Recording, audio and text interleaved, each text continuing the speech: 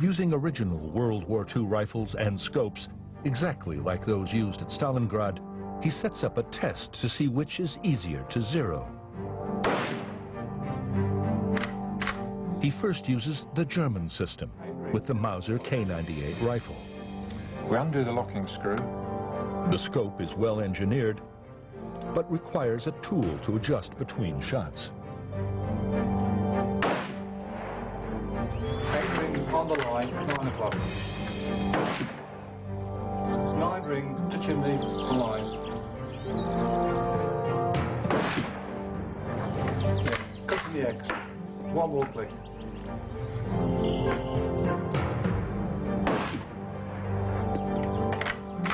Okay, you're there.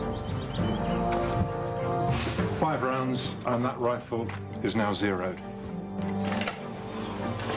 Pegler tests the scope on a Soviet Mosin Nagant rifle and notices a big difference right away. 7 ring, 6 o'clock. The adjustment on these Soviet scopes is an awful lot simpler than on the Mauser. There's no tools involved. I can just do it with my fingers. It makes life a lot easier for the sniper. 9 ring, 4 o'clock.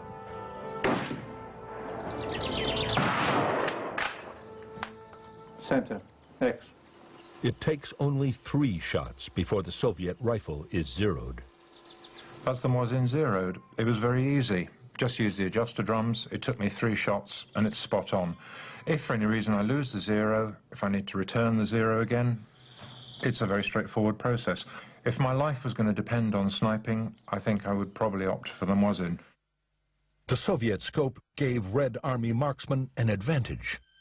But it doesn't alone explain why Russian snipers were so dominant in Stalingrad. The Russian sniper had a very profound effect at Stalingrad. The Germans loathed and feared the Soviet snipers. They couldn't get away from it. It didn't matter where they were.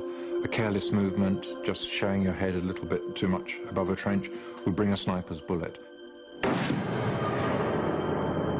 Many Russian snipers, like the celebrated Vasily Zaitsev, were recruited from remote areas such as Siberia, where marksmanship was vital for hunting. But it seems it was more than just hunters that were involved with shooting in the pre-war years in Russia. In the 1930s, millions and millions of young Russians, men and women, had gone out to get their sharpshooter badge, which meant you qualified really as an effective sniper. And when the war came, the Soviet Union had a culture, really, among its young people of shooting with great accuracy. It was a culture that would prove immensely valuable to the Red Army. This cult of sniperism grew up mainly through the media.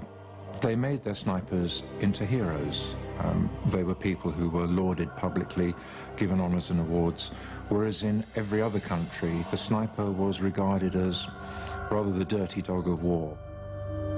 With large numbers of experienced sharpshooters using high-quality, simple-to-use scopes, the Red Army inflicted heavy physical and psychological casualties on the Germans. By late November 1942, the German assault on Stalingrad had reached a bloody stalemate. The situation was about to become even worse as both sides prepared for the onset of a mutual foe, the Russian winter.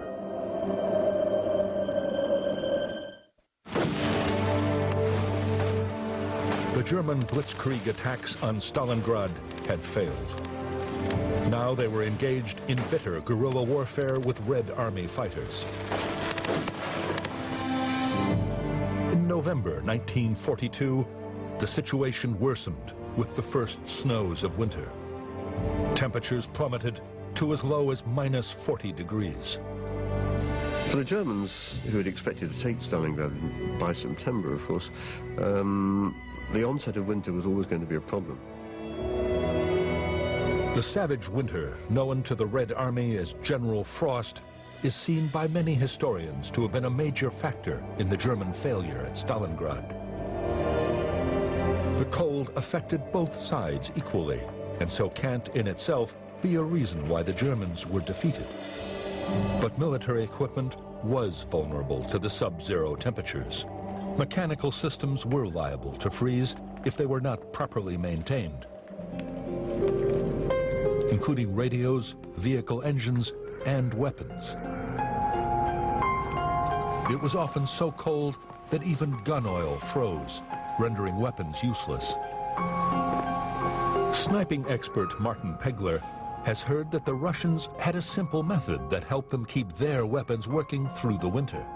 He's found that to keep oil fluid, the Russians added gasoline. Pegler sets up an experiment to test the Russian method. He's using 2 original Russian Mosin-Nagant rifles from World War II.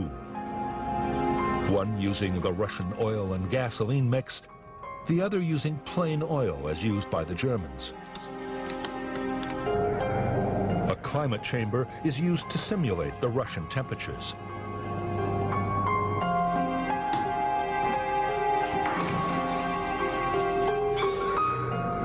After being stored for just 2 hours, the equivalent to a soldier's period of sentry duty, Pegler finds a noticeable difference between the 2 mixes of oil. Whilst the German oil has solidified to the point where it's like wax, completely immovable, the Soviet oil is still liquid. But the real test will be how the rifles have been affected. First, he tries the one with the Russian gasoline and oil mix. Well, it works. This is the German rifle. See how this one functions. Well, it does work, but it's very stiff. It is functioning, but it's an awful lot stiffer than the Russian rifle, so I think we can take it that the oil hasn't worked as effectively as the Russian rifle has done. Pegler's research backs up German accounts which tell of soldiers having to throw away weapons after they jammed because of the cold. As the Russians held out into the depths of winter, both sides were engaged in virtual Arctic warfare. It seems there were other differences in the ways in which both sides prepared their troops for the cold.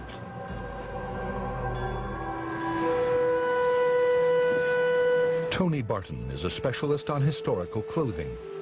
He spent years studying the uniforms worn by both the Germans and the Russians in World War II.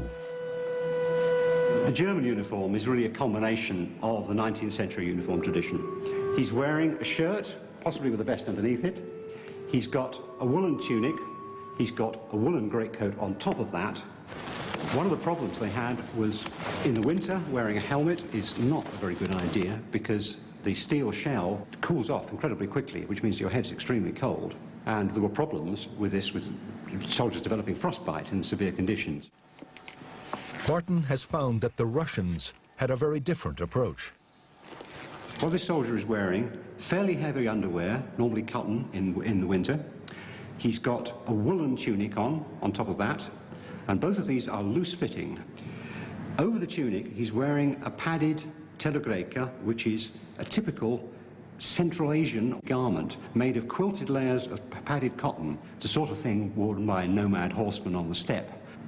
They're extremely intelligent use of materials because they're very cheap, they're relatively easy to make, and they give fantastically good insulating properties.